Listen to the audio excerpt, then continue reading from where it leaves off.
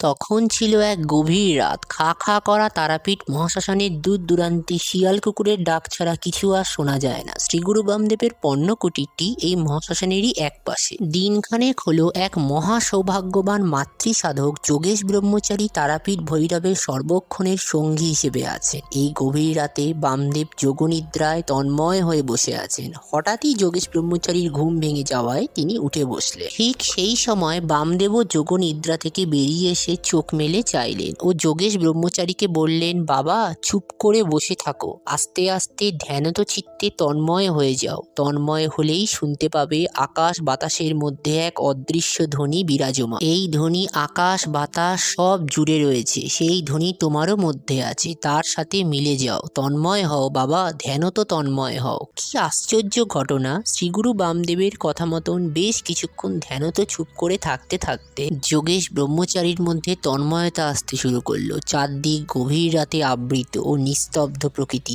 আর এরই মধ্যে তন্ময়তা গভীর হতেই তিনি শুনতে পেলেন কেবলমাত্র একটি প্রণব ধ্বনিত হচ্ছে, যা এক মধুর ও দিব্য ওঙ্কার ধ্বনি, অ উ ম।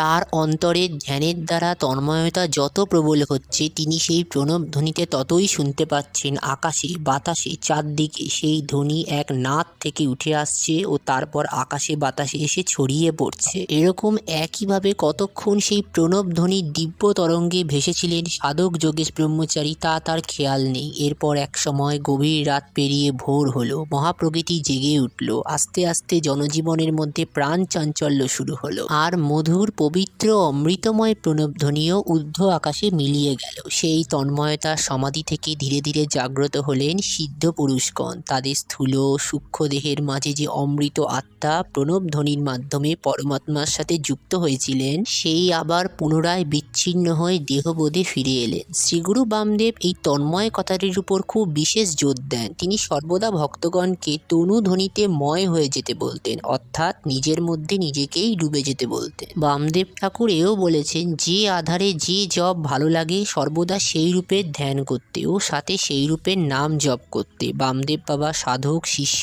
ভক্তদের উপদেশ দিতেন শব্দ ধ্বনি তন্ময়তা একসঙ্গে লাভ করা। প্রিয় দর্শক বন্ধুরা, আমাদের আজকের বলা শ্রী গুরু বামদেব বাবার এই অপূর্ব লীলা কাহিনীটি যদি আপনার ভালো লাগে, তবে ভিডিওটি একটি লাইক করে কমেন্ট বক্সে লিখুন জয় তারামা, জয় শ্রী গুরু বামদেব। পরবর্তীতে এরকমই ভিডিও সবার আগে পাওয়ার জন্য আমাদের চ্যানেলটি সাবস্ক্রাইব করে পাশে থাকা বেল বাটনটিতে অল নোটিফিকেশন অন করে দেবেন। সম্পূর্ণ ভিডিওটি দেখার জন্য আপনাকে অসংখ্য ধন্যবাদ। তারামা বামদেব বাবা আপনার মঙ্গল করুক।